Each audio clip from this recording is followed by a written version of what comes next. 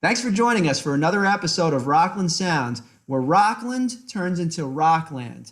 I'm your host, Tom Osa, and as always, I'm joined by my good friend and co-host, Mike Doherty. He's the host, I'm the host, we're both the host. Mike, how you doing today? I'm doing very, very well. Great day.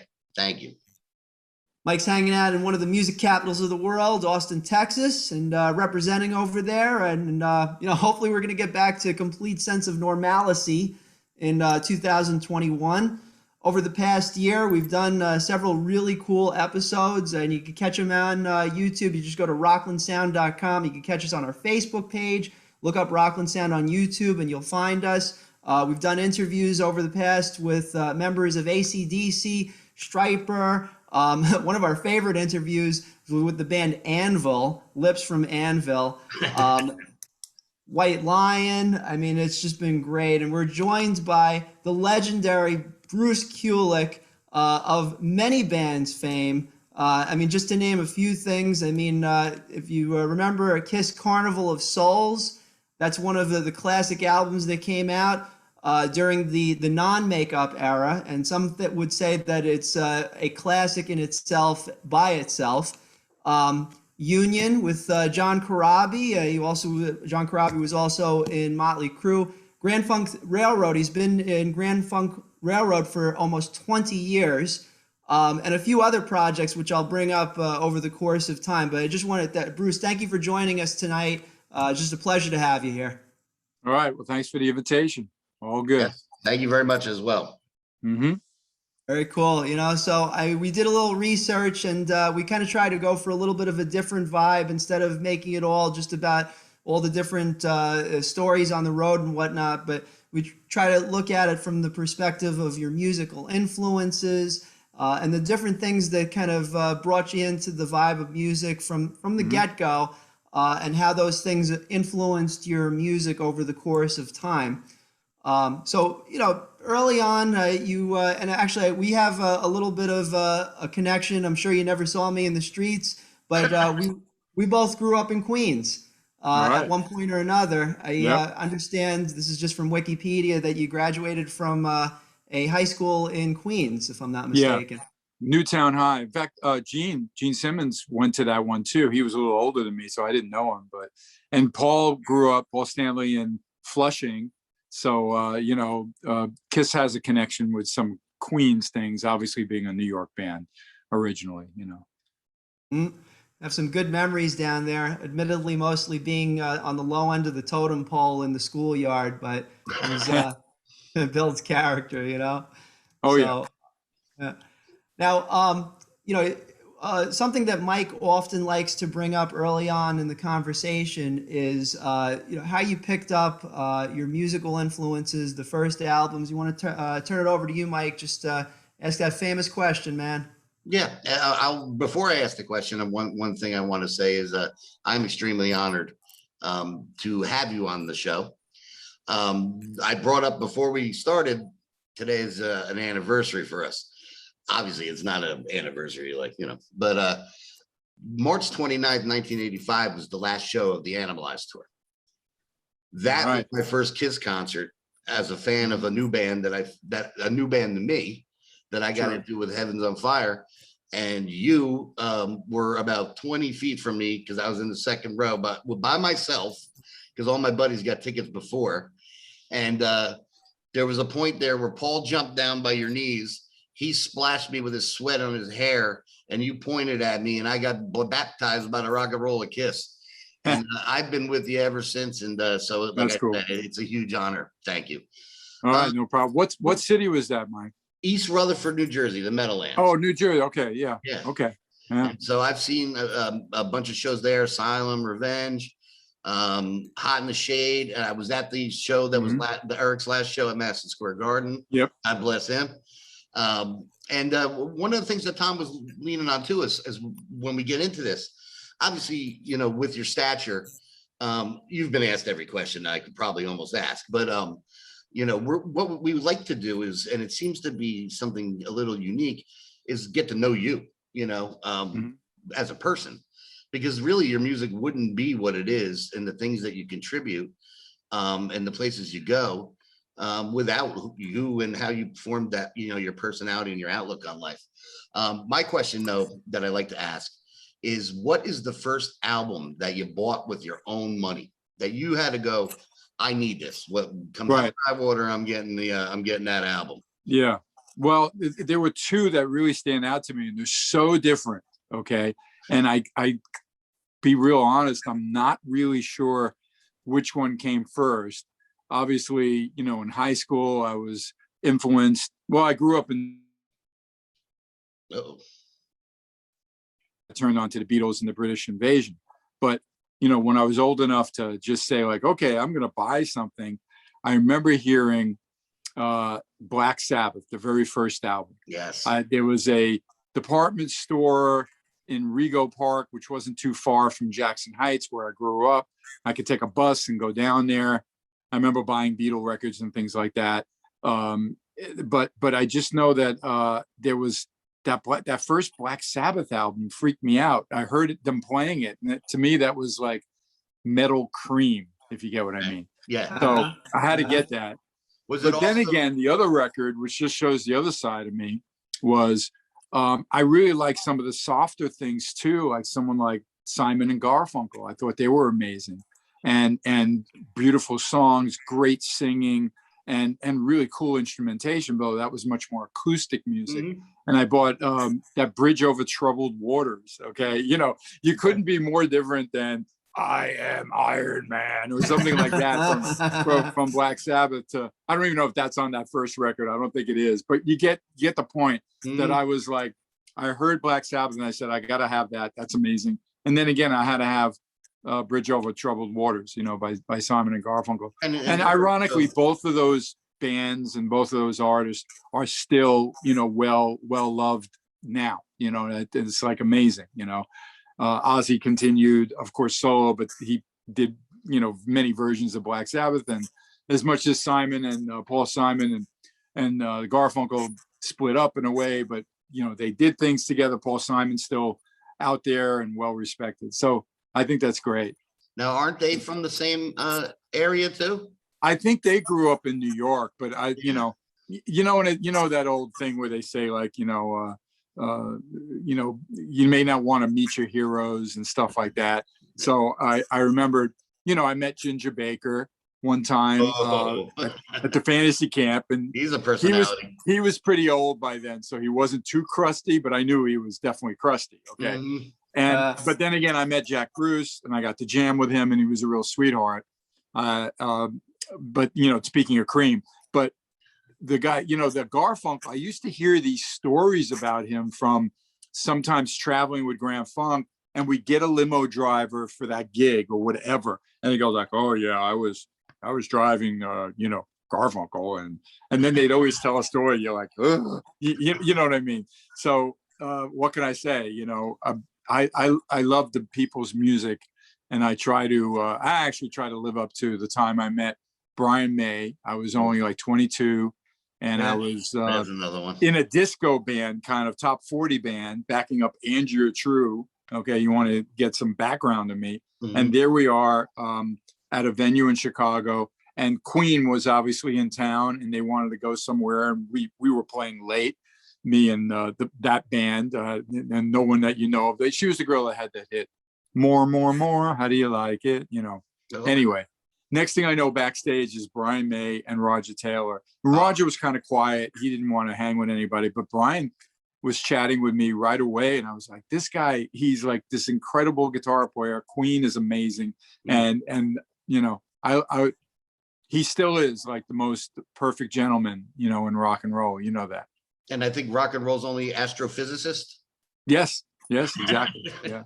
So now, Andrea True, if I'm not mistaken, because we did a little research on this going through the years. So she actually had a different career as a movie star. Yeah. She kind of like channeled it into, She was a porn star. We could say that.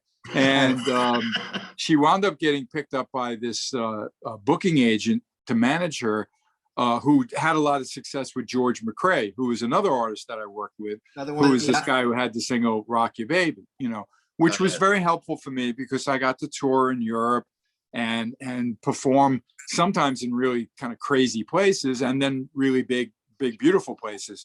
So when that guy wound up managing Andrea, she met a popular producer who could write a hit song, and she wound up with that More song. The only odd story, and I'll tell you guys, it's pretty funny. Yeah, I was always like that. That's not my world, all that wildness. Even when I was in Kiss, anything to do with that kind of thing wasn't really my thing. But she once, overlapping her success of that single, she actually did have one of her movies premiering, and she asked me to chaperone her to go with her. Okay, and again, my relationship was, I was the guitar player. There was no way. Same thing. It's like observe, don't participate. Yeah, exactly. We're all same mind. Yeah. There I am, way too young to really understand anything, but knowing that, like, okay, this is going to be interesting. I'm going to go with Andrew to see the movie Meatballs or something like that. You know what I mean? and that was the old school porno. Pretty hairy. Everything's going on a little differently, literally, than what it evolved into. But I went with her as her bandmate, as a friend, and ironically enough, when she picked me up or something before we were going to go to the theater, I saw Andy Warhol across the street. Wow. You know what I mean? Because she lived in these brownstones in Manhattan. So I've had some interesting, stories in my life that are unusual, related to some artists that a lot of people don't even know about. But that was kind of interesting. And clearly, a lot of people don't delve into like my pre really cool gigs, like from Meatloaf on. But each one of these things, to tie it all together, it makes you better as a musician, and know like how do you fit in? What is, like what Michael was saying about your personality? How does that affect? And I always wanted to kind of do the best I could, and work with everybody in the best way possible. And that's probably why I was able to keep the Kiss gig for 12 years. Because, if you're not going to show respect to Gene and Paul and understand the big picture of everything, it could be really bumpy, so I kept it as best as I could. Okay. There's dynamics to everything where it's like, you understand what you're walking into, and right. like observing and stuff. And when looking at the career that you've had thus far, and it's a variety, not just obviously with Kiss, but early on Meatloaf. There was, I'm just looking at my notes here, Michael Bolton. Yep. Michael Bolton. Let me have one little moment before Tom continues. Yeah, no, take it. It's all right. No. I'm not trying to. We happen to have our other guest is actually in the waiting room there, and he's a little early, so I don't want to be rude to him, but I think we could continue the interview and then with Bruce and then pick it up with Toby. But we have a surprise. Yep. Yeah. He just gave the name away, but that's the surprise. Yeah. Well, we had a surprise. Well, I did tease. That's kind of why you mentioned this early on. Yeah, being an important record. That's right. Okay, and we got Toby Wright on with us. How are you, Toby? Thanks for joining us. I'm doing well, thank you. How about you? All right, great. That would be the Tom Mosa, whose award you want, but we'll get into that later. And he didn't join us on the interview we had previously, but he is here now. Right. We were in the middle of asking Bruce a question, so if you guys want to say anything to each other. It's great to see you, Toby. Absolutely. And you as well, my friend. And I love your background is quite, musical. I love it. It's my studio. Smart man. All right. I'm sure you can get yourself lost in there, especially when everything was really shut. I mean, things are starting to open up, but wow, that'll be fun. So if it's okay with Toby, what we're going to do is we were in the middle of the beginning of Bruce's career, and we're going to lead up to Kiss and different things. And then we were in the middle of my career. I guess it was more the beginning, but we'll do the abbreviated version so we can get to Toby and I. Yep. We just know for a fact that we're not at the end of your career, because I think that's happening a long time. Nice to know. Yeah. The way you're going, it's just. I might be at the end of my wits, but not my career. Wits, yeah. Well, I hope that's not my fault. All right. So you asked about Michael Bolton. right? Yes. Yes. Michael Okay. Bolton. So a lot of different personalities that you worked with. And Michael Bolton, for those of you that don't know, before he became, mega with some pop rock and such, he had a little bit of more of a rock edge to him. And, you played in two bands with him. First Blackjack, 1979. And then, on his self-titled studio album. Solo So, stuff, yeah. yeah. Well, Michael Yeah. started out from New Haven, and he was like a really blues rock singer. And my brother knew him also, and we did some gigs with him together. Sometimes just Bob played with him, and he used to do a lot of great covers and stuff. And he was popular in New Haven. Then he finally really, I think he even put out a blues record or something, but nothing big happened. And then he finally really dialed in with a great demo that he used Johnny Winters on guitar, Oh, wow. and he got it to Johnny. the right business people who knew that they, like, Polydor was looking for a rock band kind of thing, more like a Bad Company, not a solo rock artist, So Michael reached out to have a band. So he went to people that obviously that he worked with before. And I hit it off well with Michael, and we got this fantastic bass player, Jimmy Haslip, who went on to do amazing things more in the fusion and jazz world, but still fantastic player from Gino, worked with Gino Vanelli. And then Sandy Gennaro, who's the drummer from Nashville, now lives in Nashville, but another New Yorker that was really terrific.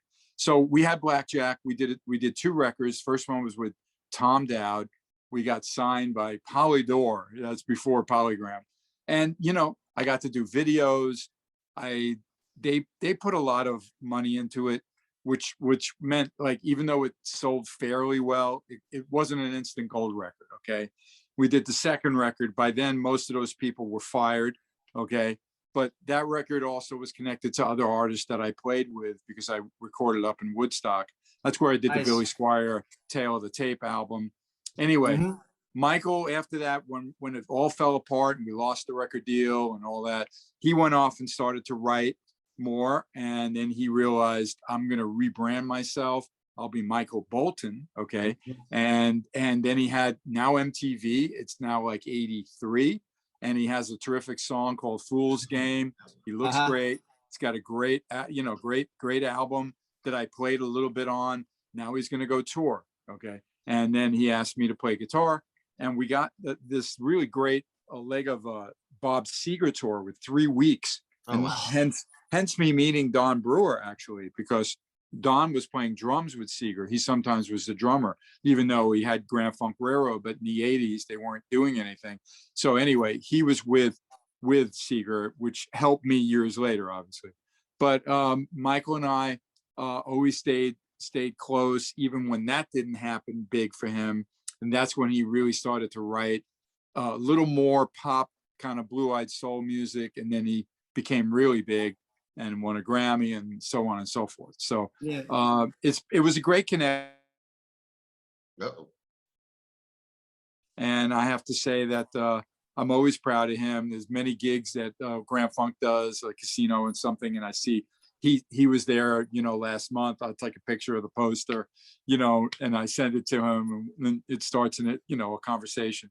But Michael's just a very driven, very, very smart musician who handles a lot of it himself, much like Gina Paul. And then that big connection with Michael and Kiss, the fact that Michael now is well known. He's a big songwriter, and he reaches out to me. What about a power ballad for Kiss? And of course, him and Paul come up with a terrific song called Forever, which really did define quite a bit of certain album, Hot in the Shade, in that era for me. So that was great to connect all that together. And then, as I mentioned, what was that? He plays that live too. Yeah, Forever. he does it too, which is great. And it's real ironic.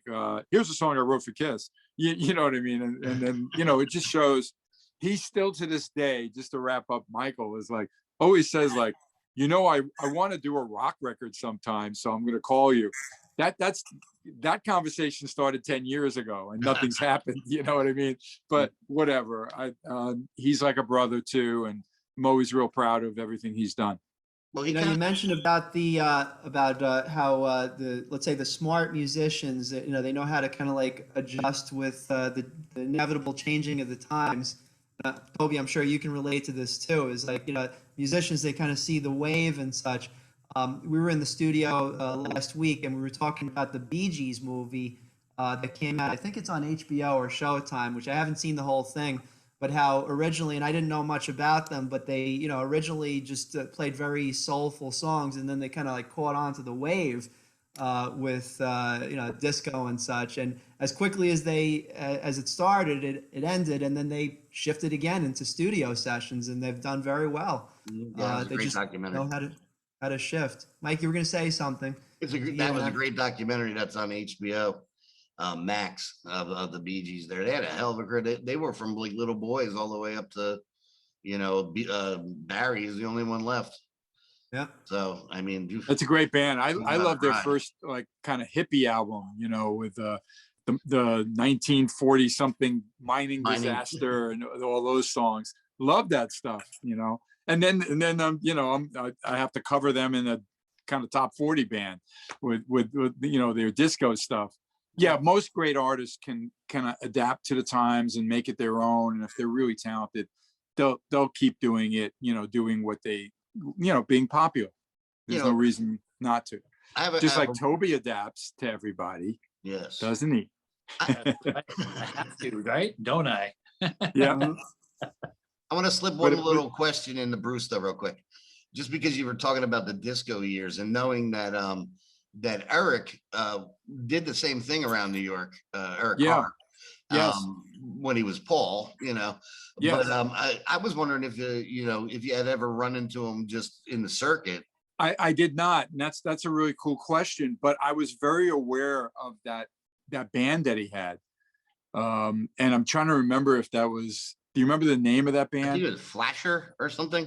That was one of them. But he had another top 40 band, and I know they did the same circuit as one of the bands that I did, and they were really, really one of the best ones around. And then I remember there was a really scary thing that happened. There was a big fire in one of the clubs, and he just got out in time, you know. And a lot of people got killed. But it was also New York was having the Son of Sam. Oh yeah, stalking and killing people, and the guy was like on his way to like the club where Eric was playing or something. I heard, you know, the day, and then they caught him though. You know, something happened.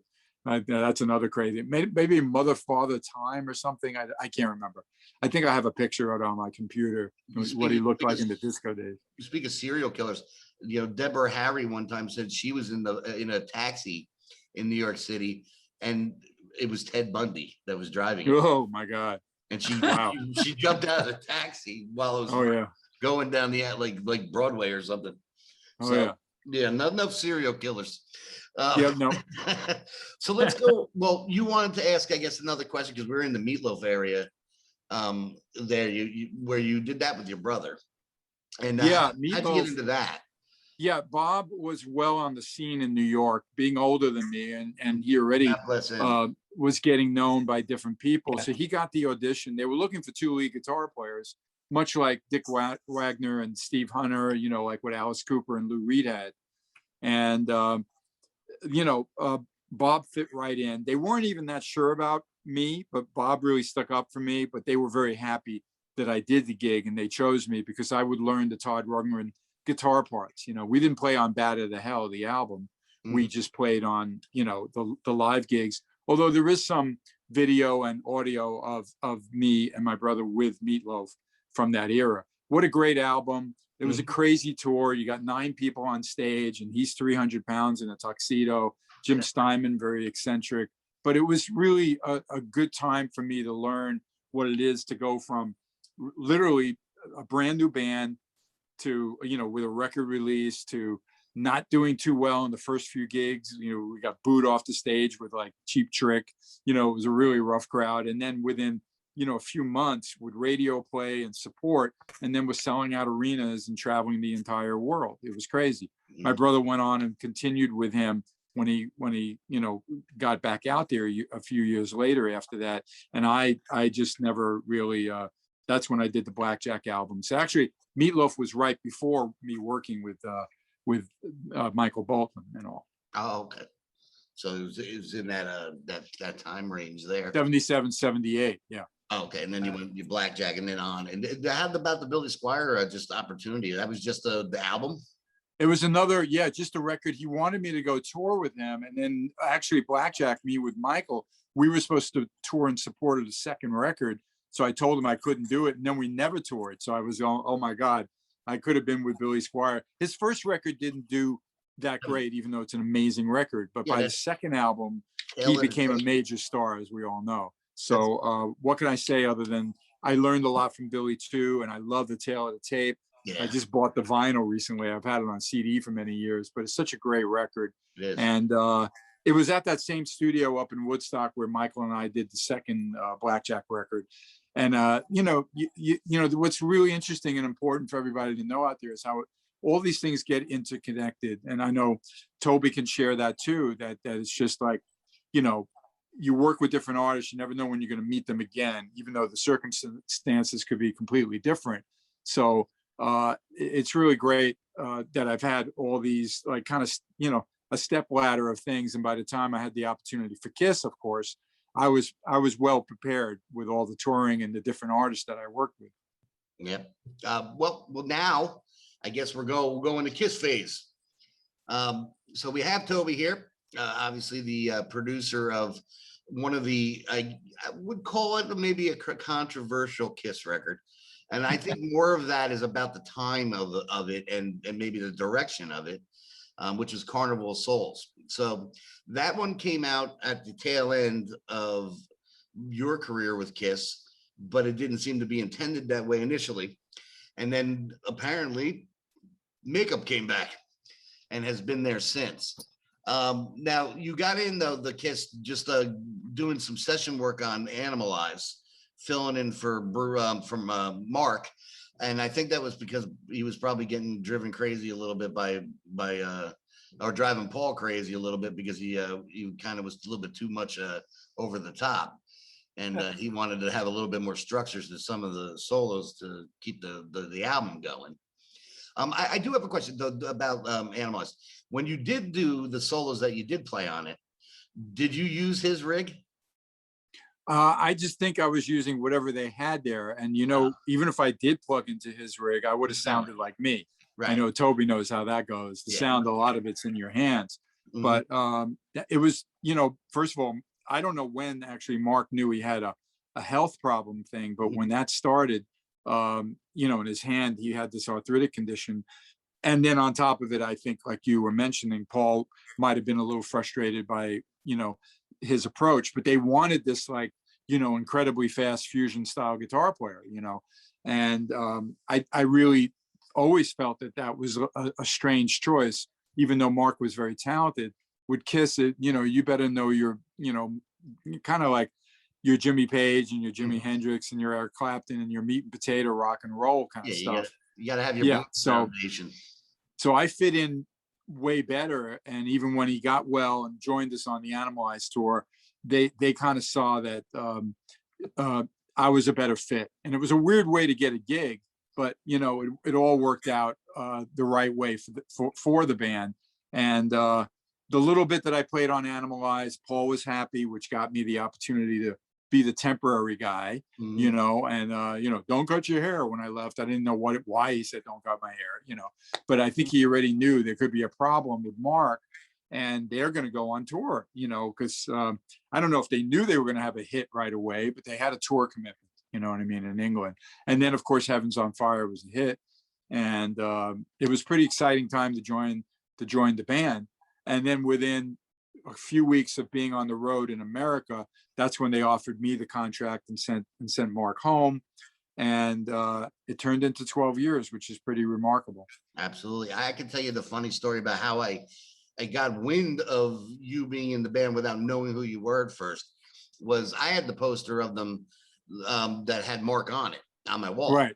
And I had gotten Animalized and saw the videos with Heaven's on Fire, obviously. So I'm thinking, you know, Kiss is coming around. I'm going to go see, you know, with Mark.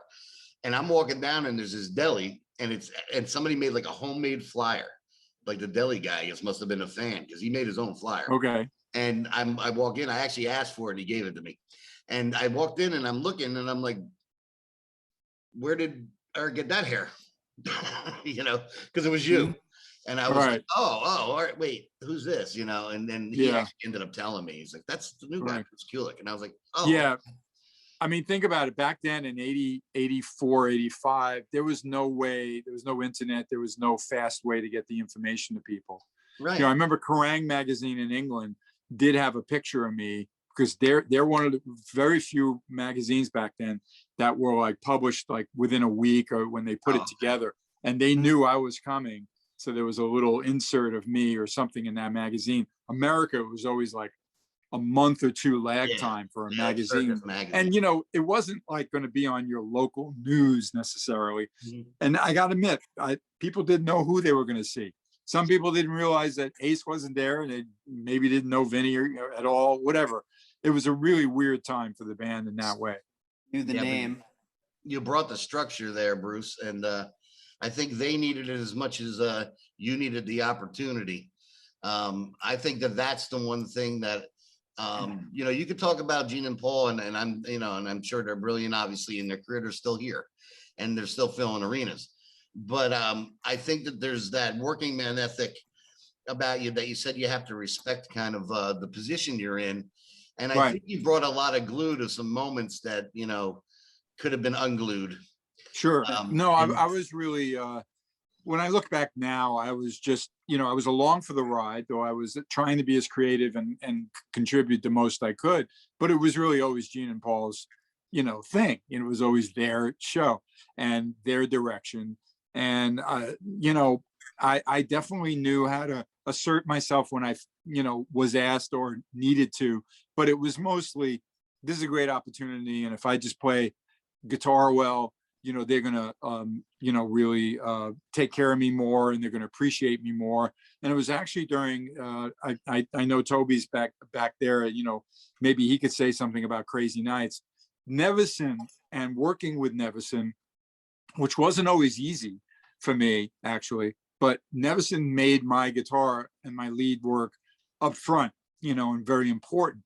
And they saw that I stood up for myself with Ron, and I got a lot of respect, I think, from Gene and Paul. And I remember, ironically enough, they actually started to like pay me more and be nicer to me after Crazy Nights. I don't know why that album had happened. You know, Toby, maybe you know something about it. Oh, maybe it was the hard time that you know it was made under. You know, because I remember there was a lot of tension going on during that record. You know, between just everybody, kind of weird stuff. Yeah, you know, I was disattached because I was the assistant engineer. Right. You know? So it was kind of, that was a whole different perspective for me. Well, the tension to me, and maybe you can shed some light on it, even though I know you weren't, it's not like the co-production you did on Carnival of Souls where you were really in the thick of it, but I think Gene was nervous as hell working with Ron Nevison, and Paul loved it. To him, it would be all not, you know, like the entire record would be just his songs. Right. Was that part of the tension you saw? And Gene got crazy every time he saw the keyboard or a sample. Right, exactly. Yeah. And that was, well, in the end, I think it's a great record, you know, and I didn't feel like he took away, although for some people, they got that pop sense and it didn't turn them on. Meanwhile, we had the huge hit with Crazy Nights around the world, really, more in Europe and everything. So, but Ron, at times, he would fight, you know, I'd say like, can't you switch to solo right there, you know? And then he'd be like, what, you know, you do it, you know, and I got into it with him. And then I was no engineer. I knew how to anticipate on a Studer, and I went, and then his reaction was, why didn't you show me that in the first place? You know, I mean, one of those lines. So was he always that crusty, Toby? Was Ron always that crusty? Not always, Okay. But there was, you know, I think Gene just kind of, you know, put Ron on it too, right? So, you know, they fed each other's, you know, edginess, and that fed everybody else, you know. Well, why didn't that help you then? Because when in Carnival of Souls, which was incredibly weird, because you got the two guys that it's their band, but Yep. they also, while they're doing a record, are actually, doing all the business moves and all the things that are important with phone calls and lawyers on the phone in the back room about the reunion tour while Right. we're recording. Right. That was weird. Yeah. And we didn't know Bottom about line, it. that was weird. But And we wait, didn't know about it for quite a We while. didn't know it. the And you best got was Gene really liking the heavy stuff. Okay. Paul kind of being like, I don't know, but he knows he wrote some good stuff it was with me and Kurt Cuomo, and he Right. came up with some great things. Yep. At the same time, they're doing all that backroom kind of business. And then Definitely. finally, I mean, in January, they had to tell Eric and I'm not sure what made them want to tell, but I got to say that, the dynamic of that record was very, very, it had to be really weird for both Toby and I, because at times they were there and at times we couldn't tell what was going on. Right. Right. Exactly. And I remember the moment that, we found out, and we found out together, you, me, and Eric, because Paul was sitting in the room and Gene just came in. And I think, the catalyst was him accepting the contract. Right. And he came in and he gave us the news of $100 million go on tour thing. And everybody's face went from smile to, Yeah. now what? I mean, Eric Singer was very shocked because he didn't know how they'd be able to pull it off, but I was kind of like, I mean, how many times did I hear that Ace wanted to be back in Kiss? A million times, so it wasn't as shocking to me. But more importantly, we needed to there was a record deal, the label paid, we were knee deep in recording a record. Yep. And I have to admit, when I was thinking about earlier, talking with you about that album, that I actually do think, like, for example, here's not a really big factor, but for me personally, it would have been, I think if there was no reunion tour, that was actually surrounding that recording, I probably wouldn't have sang I Walk Alone.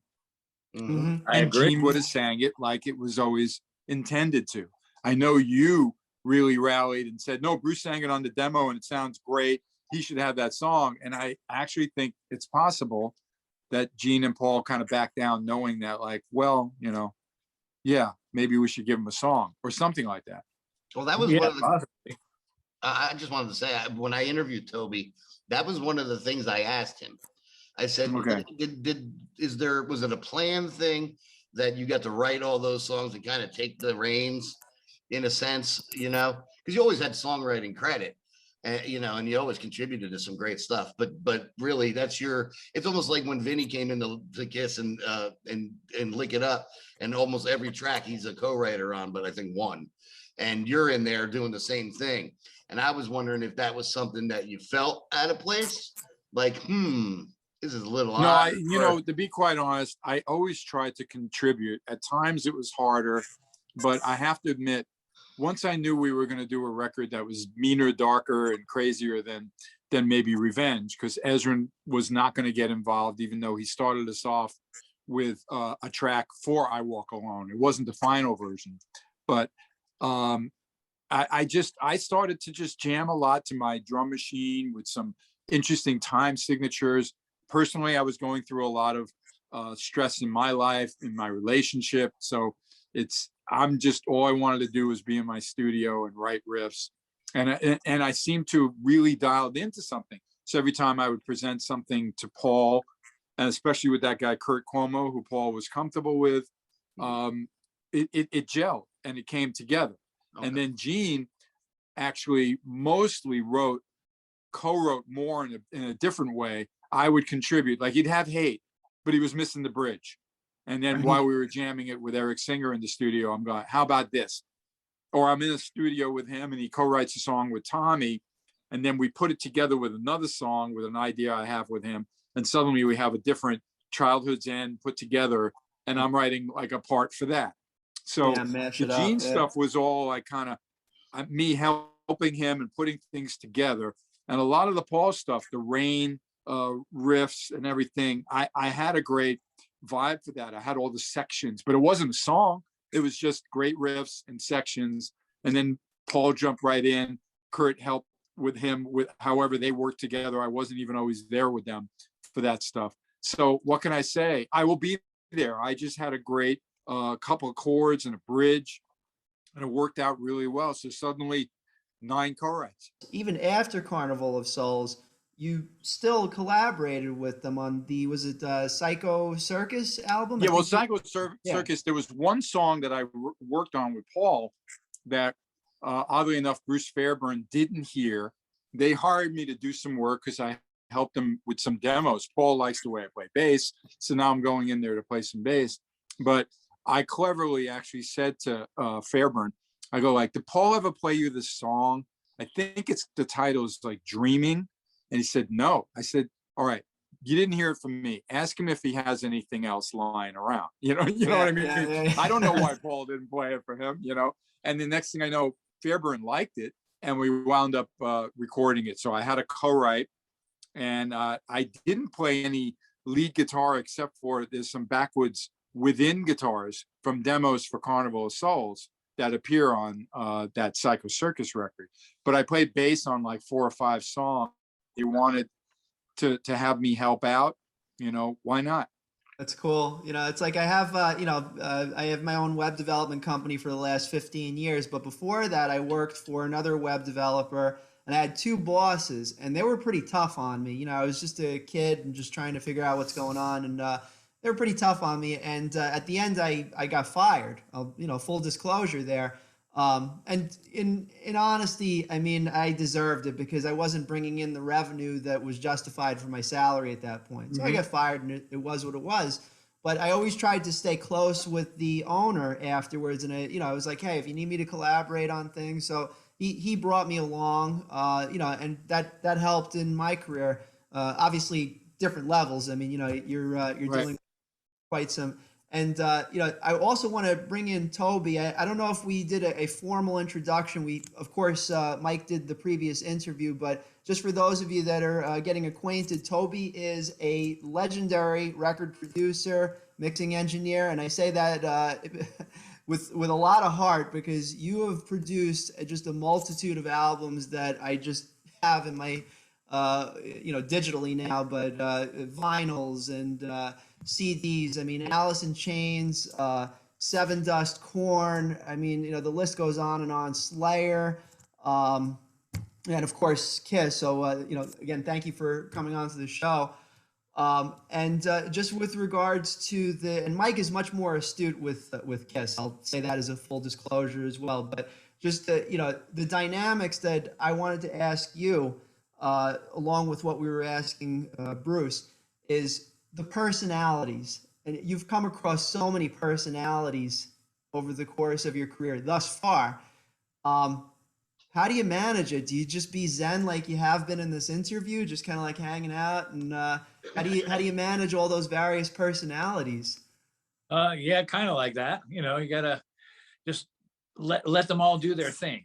And that's how creativity gets born. And you have to, for me as a producer, I have to let big egos like Gene and Paul just flourish into the room and into the music, right? And then since it is their show, right, just let them go pretty much. And then when they look to me for guidance, then let them take over and guide. And then when he looks to me, just give the answer and go from there. But it's really he's running, with all these artists, that have bigger egos and stuff, they're running the show and they want to know that they're running the show. And that's okay. I can be blamed for all the bad things that happen, and they can be propped up for all the good things that happen, and that's fine. But it's, to me, I love making music. So sometimes I have to tell people, just leave your ego outside. Let's just deal with the music. We don't care about anything else when we're in this room. You want to fight with the drummer? Go outside and, knock each other out, do whatever you need to do. But, if you need to do that, then figure it out on your own time and just make sure everybody's well enough to come to work and put in some musical time. Yeah. That sounds like both of you are a bit of like minds. Bruce and Toby are just kind of letting the music and all the different things that happen in the studio happen, and then I guess you pick your moments. Oh, for sure. You definitely pick your moments. And, Bruce and I, making Carnival of Souls was, a team effort on he and I's part for sure. And because, there was a lot of stuff that, that, uh, that we did that, just is now a part of history. And it was, we worked very closely together, and I really loved it, Bruce. It was awesome. Oh, And thanks. I definitely remember there was a few key things that would happen well, I think the most stressful thing, some of the mixing got really stressful. Okay. Yeah. Now, Yes. by then we knew that they were going to do the reunion tour, but it didn't matter. At least there wasn't any more of the backdoor, kind of where are those guys? What's going on? They're Paul's trying his boots on in the studio, the Kiss boots. Silly It was shit. all okay. But I just remember I don't know why Gene got so strange that day with Childhood's End. That was a song that I think I'm permanently scarred with. And now I don't hate the mix, even though it is a bit bass heavy and there's some other things going on there. But I just remember whatever he wanted to do with the mixing thing, you were just like, I think you had to leave the room. I could be wrong, I did have to leave the room. I do remember that. Okay. Because he just wanted it his way, and there was no, Right. listening to other, volume, anything, any mix, any different mix of any kind. He wanted it his way, and that's the way it was going to be. And that's the way it actually is on the record. Yeah. It's his way. And so, when you come down to it, right? So, I'm just a hand between, his ears and what he wants to hear. So if he wants the bass up, you're going to get the bass up. When it gets too out of proportion, who's to call that? He is. Yeah, he's Gene Simmons, exactly. No, I think you had the right approach, and I don't blame you for just it's you're Gene Simmons and I'm not. I'll be out there. Let me know when you're done. Right. Exactly. But I knew the tension that happened, so I was always and you're right. I'm thinking now, especially it's sparking my memory. You talking about that record and seeing you and all, which is wonderful, by the way. That they did lean on me a bit, especially with all the co-writing, right? And they loved Eric, and Eric was always opinionated about drums, about guitars rather, but he's the drummer, and still more the new guy. So I think at times I remember Paul when he wanted to play for me, I Will Be There, you know what I mean? And the vocals, how it had to start out in a low octave and then he rises. And at first I was just like, whoa, that's really interesting. It kind of surprised me, but I was really flattered that he was like, actually, so check it out. What do you think? You know what I mean? Right. And that ego, like you said, these artists that have these, they do have egos about who they are and what their needs are, to be who they are. Right. I'm always aware that Gene was always he didn't want anybody talking on the mic, in the control room. If he's in there, if he didn't know what you were saying, that would drive him completely crazy. He'd be so angry. Oh, yeah. So it was always keep the mic on, let him know what we're talking about. You know what I mean? Isn't that weird? I remember that. Like, come on, he's so talented. He's such a great singer, and he's worried about what we're talking about. We were probably saying like, hey, could somebody get us a soda or something? You know what I mean? That's funny. I will say, when you talk about a Childhood's End, if you, as a listener of the album that's not attached to it in the sense that you guys have been, writing it and producing it and stuff, when you listen to it, that song does sound like it's a little bit stand out next to the feel of I'm not talking about the songwriting, because I'll the other songs all seem to fit in the same line as far as the same groove, but the Childhood's End does have some sort of different square peg vibe to it. Well, the whole thing about all those and Toby, weren't there a lot of kids? I forget where they came from or whatever. There's all those kids singing at the end, right? Yeah, we got like, what was it, 100 kids or something? I don't know where they were from. Maybe you remember. I don't know, but it was I don't cool. remember where they were a kids chorus from somewhere. There you go. But and that was like they learned that from Ezrin, from something from the Destroyer or whatever, or Pink Floyd or whatever. Just Pink Floyd, yeah. but that, I like that element. I thought that was really cool. I liked my harmony guitar solo in it, and how he made my Les Paul be, and that was Gene's idea, make it as clean as possible. That intro guitar, the strumming guitar, it isn't electric, but it almost sounds. See, he really embraced a lot of the bands that you were working with, you know, and he was attracted to different textures, and Paul was always basic, you know, rock and roll, and I think that's why. Meanwhile, he'll come up with a great riff. Master and Slave is his riff, you know, which is so damn catchy. So it was real interesting, them both dabbling in that kind of music.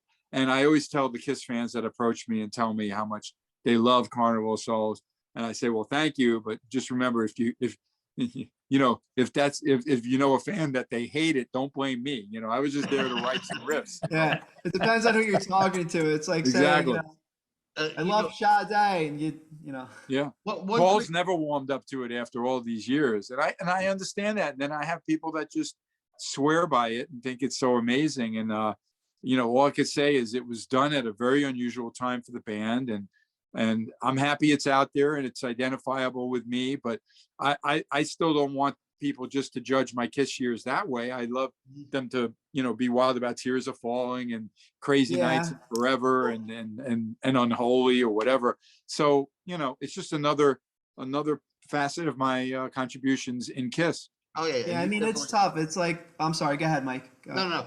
One thing I did want to just say, maybe both of you don't remember, as you were talking about the choir on Kissology, there's behind the scenes footage of you guys recording this album. Yeah, there's some Easter stuff on YouTube. Stuff, yeah. So I don't know, was that being recorded the whole way through? You know, I actually think Tommy Thayer was there with a camera a lot, because, you know, he was always part of the Kiss family and everything. Even if he was just a co-writer and good friends with Gene, of course, and Paul. But yeah, there's footage of me like recording something and a birthday party that I had. There's other, you're right. There's stuff of that like that. I remember. And I remember because I met you at another interesting place, whereas I was living in Oregon, and my mother for my birthday gave me tickets to the Seattle Kiss convention. Okay. And so we drove up 3 hours and went to that, and Tommy was there because I knew who he was from Black and Blue. Sure. And he had short hair at the time, and he was walking around with a video camera then. Yes. So and, he was videotaping us a lot. I'll see if you remember this real quick, because you did basically you did where you were doing a clinic. Yes. You and Eric both did one, and you walked off, and I came up to you and I handed you a cassette of Led Zeppelin at Ipswich, England. And you went to me, I've heard this, but yeah, I might have, because I collected a lot of the Zeppelin bootlegs. And you're like, but you know what? Paul probably hasn't heard it, so I'll give it to Paul. Yeah. And I was young at the time, you know, in my early 20s, and I walked away like, he's going to give the tape to Paul. Yeah. Why not? Yeah, but what is he loves Led Zeppelin too, of course. Are there any extra songs lying around though, Toby and Bruce, from Carnival of Souls? I don't think so. I know, you know, there were more demos, but I think we finished everything we started. What do you remember, Toby? Yeah, the same. You know, everything that we picked for that record got finished and mixed. Did you pass on Within? Did you heard that and didn't want it? Yes. Okay, got it. It wasn't. It didn't seem to be in the vibe of the grunge that we were trying to go for. Yeah. And were you surprised to see it on the Psycho Circus record? I was. They even did it live a little bit. I thought they did on the Psycho Circus tour. Isn't that weird? Yeah. You know, it wouldn't have had the life it had maybe if it was on Carnival. Yeah, that's true. That's true. You know, because Carnival got jacked around so much that, you know. Like, who knows? Terrible. There is on Gene's solo album Asshole. There is a song called Carnival of Souls that he put on there with you and Eric. Yeah, there's a lot of stuff on the vault and stuff like that from the same sessions when we worked on Hate and when we were working on what would become Childhood's End. In fact, Eric Singer just yesterday sent me something that it made it look like Carnival of Souls, the whatever, you know, like a bootleg, and it's actually a combination of a lot of the vault stuff from Gene. And Eric was curious if he played on it. I said, yeah, hate, because he did a lot of the demos with Eric, with Gene and I, rather. We had fun. Right. We really did. And Paul works differently. He doesn't necessarily want to just jam with people in a studio, but that's what Gene was doing then. I was really shocked when Gene did the vault. There were still a few other really cool dark riff kind of heavy things that I did with Gene that he didn't even put on the vault. And I know he knows them, but it was a very creative period in a weird way for the band. And one other point I wanted to mention and see if what Toby knew about it. So we do MTV. Obviously that's where they all met to realize that they'll do a reunion. Okay. But they had to keep it quiet. So that was filmed in August, right? The record's going to come out, MTV doesn't come out till later. But the point is, we were having all these songs written. Paul already had songs written. Gene had plenty. And I remember saying to Gene, I knew they were talking to you, Toby, about producing. And I would bother Gene and go like, any word, and it was like, I couldn't get a clear answer from him. So when did you know we were actually going to record? Because I almost felt like I said to Gene, when are we recording? You know what I mean? And then all of a sudden he got back to me later and we were booked with you over at, what was it, Music Grinder? Yeah, Music Grinder on Wood Boulevard. So did they leave you hanging for a while because they couldn't focus on, well, Yes. Could we record? Will we record? Or do we jump right into the reunion tour? You see what I mean? Right. So, yeah, I mean, the way I remember it going down was I went and had a meeting with them at A&M, Henson Studios at some point. Yep. And I know Gene and Paul were there and I was really nervous and all that. And they just told me that they, love my work, this and that. And what would I do with a Kiss record? Right. And I was like, what can I do with a Kiss record? And what can't I do? Like the possibilities are endless. Well, we want to make this kind of a grungy thing. Okay. Because that's what's happening right now. Right. Right. So, the way I remember it going down was I got that interview and then my management at the time was like, I was like, stay on that guy. I want this gig really bad. So, just keep calling them and just make a pain in the ass out of us. And, maybe we'll get that gig because I really want this. Yeah. And everybody out there should know that producers also had managers and agents in a sense back in that day. That's right. And they would actually like, hey, you want my guy? He's available now or whatever, right. Okay. Right. So, so I had that going on. And then, all of a sudden I got that phone call and I was like, they want to start in a week. I was like, yep. Oh, shit. You could thank me for that phone call because I was pushing him like going, when are we going to record? Because we worked so hard on songs. Now, I don't know there's a reunion tour being planned. You see what I mean? Right. And I knew they had a commitment from the record company. That I knew, but I didn't know. Well, you could break that too. If they gave you an advance, you give it back. We're not recording, but there was no reason for them to do that. Plus, think about it. What better way to make sure that Ace and Peter play good, meaning do what they want, to make it successful? Because if they stopped what we were about and like kind of really put a period at the end of it, then, well, what leverage would they have? You see what I mean? So they carry on.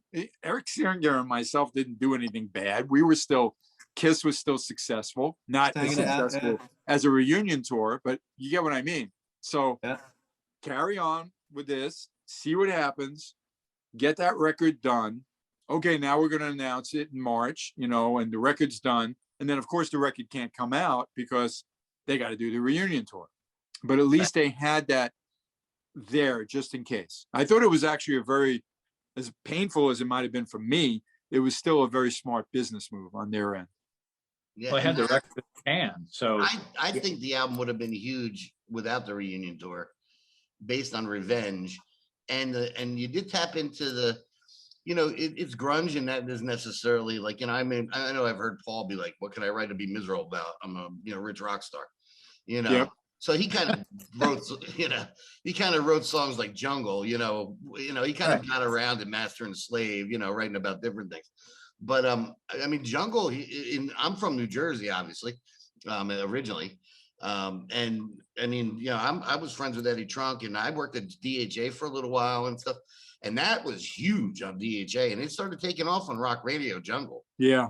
And, you know, but there was no promotion behind it. And it still did well on like the rock charts and stuff, you know. So More geographical, right? A little geographical, like, you know, certain areas of the world. Yeah. No, I think it was going to take off, Tom, anyway. Yeah. It did on regular rock radio, like, you know, mainstream rock radio. Not your like your your Hot 100 Billboard chart, but your rock radio that they focus. Right. Yeah, Right. Metal Edge actually had some award for me and Kurt, the co-writers, and Paul for Jungle, you know, best song, something like that. And it did get a lot of attention, considering there was no band to support it. That whole effort, and I was actually really surprised, and I did help a little bit when asked, but they were going to, once it died down and that reunion tour and all that, you know, had to take a break before they would make their next move. They knew the record company knew they had a record in the can, and they paid for it, and they were going to put it out. So Carnival of Souls, the final sessions, with just a photo from a magazine covering us in the studio. You know, it was never an official cover, but there it goes, the final sessions. And Paul always told me it would come out, even though it was widely bootlegged really badly, and that was torture for me. Because, you know, cassette to cassette back then, there wasn't a lot of digital yet. And it was just awful what people would play me. I go like, what? You know, but anyway, getting back to, you know, they knew they could do some promotion. They're big right now, Gene and Paul. And they asked if I wanted to help. They asked Eric if he wanted to help. Eric wasn't interested because he's not in the band. You know, why would he be promoting it? You know, I had 9 co-writes. I certainly wanted to help promote it. But even whatever attempt they made at doing some radio for it, how effective could it be when it's all going to go right back to the reunion tour? You know what I mean? The band with Eric and I wasn't even together anymore, and they were making plans for Psycho Circus, of course. But I'm still really proud it's out there. It's the one great thing about a record, a CD that's released or whatever. It lives forever, and you never know when you're going to discover it. And I'm sure there's young people right now that getting into Kiss in the last couple of years, and they only know some of the albums. And now there's another one for them to check out, and it might turn out to be their favorite one. Who knows? Now, I have another question for Toby, but I also want to mention that there's some other work that you've done over the years. There's 2 things that really stood out to me.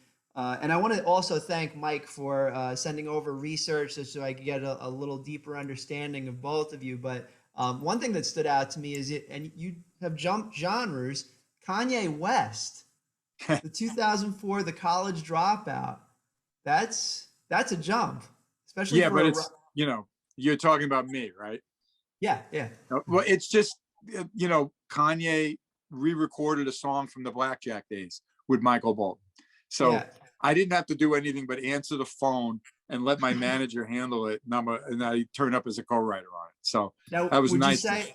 Now, would you say, like, you know, if because there's a lot of, mixes that pop into vary like R&B and hip hop. If you were asked to, because I know that Slash has done some things where, you know, he's done studio work. Is that something that you, given the opportunity that I would have jumped into that. I remember sitting next to the producer for Drake. Okay.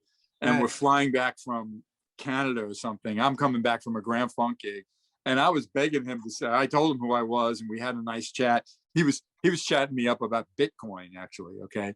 And he's wearing diamond rings that were just like ridiculous, you know, and Drake's a great star in that genre, not my cup of tea, not my thing, but big star. But I know that a lot of those artists, sometimes they do get a rock guitar player. They do something a little different, you know. And I would have been there in a heartbeat. I never heard from him, but I'm just saying, you know, why not? But Billy Squire's been sampled and covered. It happened a lot in rock. So I don't want anyone out there to think I went to the studio to record or, you know, work with Kanye West. Although Paul McCartney wrote a song with him. That was pretty crazy years back. You know, it was a good song too. Good music is good music. There is a song, isn't there, Bruce, off of Tale of the Tape that is like one of the hugest hip hop samples. Yeah, Big Beat. And in fact, I was just looking into all that. It's been covered like over 300 times. It was just the drum thing. Sometimes you could hear a little bit of down, down, down, down, the two guitar chords. I was always, that was a great record, even though I bet Billy's made more money from it being sampled than the actual sales of Tale of the Tape. Okay. Way more money. Okay. I think he's retired. That guy was very talented. It was really a pleasure to work with him, you know. And then Toby, to you, kind of like the same question is like, I mean, obviously the niche that I don't want to call it carving out, but you've been able to, I mean, just cultivate a huge career with rock stars across multiple decades. As things shift over the course of time, as they inevitably do, how have you looked at the changing landscape, looking at different artists that are coming up? A lot more mixing that they do on their own, a lot more different influences that they bring in. So is it more just that you kind of like to stay within a particular area, or you like to expand the horizons, just see wherever the hell it goes? I think, you know, there's only two forms of music to my ear, and that's good music and bad music. You know, and I try to produce good music, right? Of course. But as far as, you know, like keeping up with the times and the Joneses and all that, I keep working with younger and younger artists. And, you know, I have a couple of girls that I've signed to my label now that, you know, are pretty awesome. They're younger. One's 23 and one's 30, but amazing singers. And it's completely different kind of stuff. But it's what they want to do. You know what I mean? And so I get in there and I produce with, you know, what they want to do. I like to bring an artist's vision to the vinyl or to the CD or, you know, whatever. And so I find that, you know, that's the most interesting thing I think about my job is that, you know, it's like anybody, you know, I don't want to stay in one metal or pop or rock or whatever, right? I just want to do whatever I'm feeling, you know what I mean? And so if, you know, have some hip hop elements, great. If it has some, you know, classical elements, great. If it's pure metal and, you know, Cookie Monster singing, great. You know, it doesn't matter as long as, you know, it's getting the artist's vision out there to me. Definitely. You know? Yeah, and there's like some core. It's like, you know, there's some things that we always go back to. You know, Bruce, you mentioned, you know, at the beginning, Black Sabbath, Simon and Garfunkel, that sort of thing. Me, Led Zeppelin, Mike, Kiss, actually, Mike with Kiss. So, and me with Simon and Garfunkel. I am a huge Paul Simon fan. Oh, that's right. Yeah, I have. You know, Toby actually has a real, you know, him being so knowledgeable with engineering and at the same time working as a producer with so many different bands. It really gives him a great, you know, there's so many tools to that artist to experience with him, you know, because he can capture them and he knows every type of sound from the Beatles to metal or the Cookie Monster, you know, and then at the same time, he's helped produce a lot of great artists. So that's a great asset for these young artists. I'm sure you're having a lot of fun with that, Toby. That's great. Yeah, absolutely. And thank you. It's, you know, it is a lot of fun. You know, sometimes it gets a little frustrating because they don't understand, you know, but you have to have that patience that we have and, you know, just go back, explain. And then, you know, always as we've done in the studio is give examples and then listen. Right. Yep. You know, and because you can't just say, hey, I have an idea and somebody shoot it down like, it's not going to work. Oh, wait, I haven't heard anything yet. Let's hear it. You know, when we hear it completed, then we can say, hey, is it good? Is it bad? Does it make it better? Does it make it worse? You know, and then we can make a decision from there. Yeah. I learned that a lot from Bob Ezrin because he would do some things that I'm glad I worked with him before you so that when you wanted to try something, I wasn't so like, what? You know what I mean? But Ezrin would do that to me, like take the compressor, you know, one of those Uris or whatever, you know, and just pin it. And I'm like, what are you doing? You know what I mean? What is that? And the guitar sounded like really weird to me and I didn't like it. He said, don't, you know, hold on. It's the other side. Okay. You know, and then the other one is the really rich Marshall tone. And then he played it, you know, like that. And I was just like, oh yeah, that's kind of really cool. Right. You know what I'm saying? And again, I would never think that, fucking up the pedal, or rather the outboard gear, would contribute to something really creative in the sound, So hopefully your artists too are willing to listen and give it a shot, because you have a wealth of that material at your disposal to share. Yeah, absolutely. And yeah, they do for the most part, but Yep. then there is that thing where, they have their vision and that particular thing isn't fitting Yeah. with their vision. Then that's okay. Yeah, no, and that's the good thing about you. You're not gonna well, most of the time, some of those producers from the big rock eras, the 80s and the 90s, that the label sat really firmly on the producer. I want another whatever it is. You see what I mean? Yep. And Yep. sometimes then the band is really not going to get what they wanted. Now, fortunately for the Crazy Nights album with Neverson, that Paul he wanted the Heart hit, the Ozzy hit, he wanted them to, give them, he wanted that Neverson sound so that they could maybe get more radio success. So Right. Gene's fighting and miserable, and Paul's like kind of happy. You know what I mean? And in the end, it was still a great Kiss album, and we could debate all that, but it doesn't matter. Now I would think a lot of artists really do need to complete their vision, and there isn't so much of that label pressure necessarily. Right. So so we do have to wrap up in a few moments, and I have just another question for Toby, and I apologize I wasn't at the last interview that Mike conducted, but I did have a quick question for you. Tom, yeah, present him the award yourself. The OSA. the OSA? That's the award, Tom. We gave it to Jay. I interviewed Toby before, Bruce, and his buddy Jay was on there, and he got awarded the OSA award because Tom wasn't there.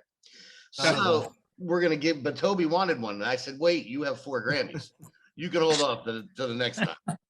So he wants the OSA award. All right. So then I should bring up my friend, this is Mortimer.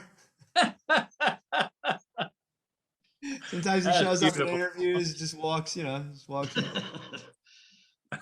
Anything. Make him walk along or something like that. So I don't know. There you go. Actually, this is a question for I'm in a band right now, just good friends and everything, and the guitarist is a huge Fish fan, like, oh my God, huge Fish fan. And I understand part of your catalog is the work with Trey Anastasio's self-titled 2002 album. Yes. So just general question. We've seen him. I mean, Dan and I were like front and center, right in front of when he was playing over at the Portchester Capitol Theater with the Trey Anastasio band. But what's it like working with Trey? Oh, dude, the man is an amazingly talented guitar player. I mean, unbelievable. I worked with him on that record, which I just mixed, and then I also mixed the Oysterhead record, which is a record that not many people know about, with Les Claypool, and Trey, and why am I forgetting his name? Stuart Copeland from the Police. And man, what a great record that was. But Trey, he's an effortless type of musician that can really play anything that he even thinks of, and maybe some things that he doesn't think of too. He's that good. You know that feeling, right, Bruce? Well, I always wish I could play the stuff I can't even think of. Yes.